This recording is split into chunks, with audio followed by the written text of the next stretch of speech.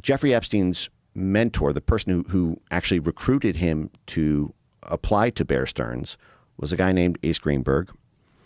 Ace Greenberg then was a senior executive at the time, and then I think in 1978 or 1979 he becomes CEO, so the head of Bear Stearns.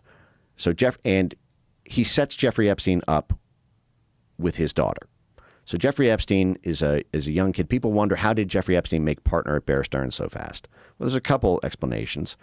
One is the guy who brought him into the firm quickly became CEO thereafter, and Jeffrey Epstein was dating his daughter. The New York Times actually reported this about a month and a half ago by getting the insider testimony of a dozen people who worked at Bear Stearns at the time.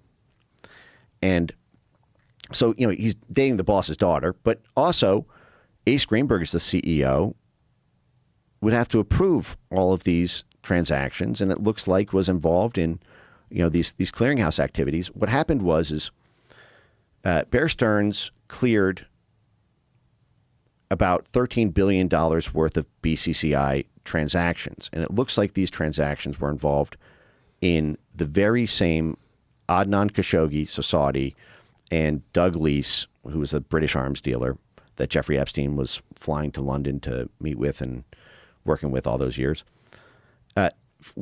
And Bear Stearns was doing it through this entity called Capcom, which was what the Senate report on the BCCI scandal referred to as the bank within the bank of BCCI. So kind of the inner sanctum of. Now that Capcom was owned by Kamal Adem, who was the he was the chief spy for Saudi Arabia. So Bear Stearns, the New York Times reports based on a dozen of these, insider, testimonies. They got like 3 of Epstein's bosses on the record to talk about, what he was doing there. Amazingly, the New York Times does not mention a single deal name in the entire 20,000 word report. Why do you think that is?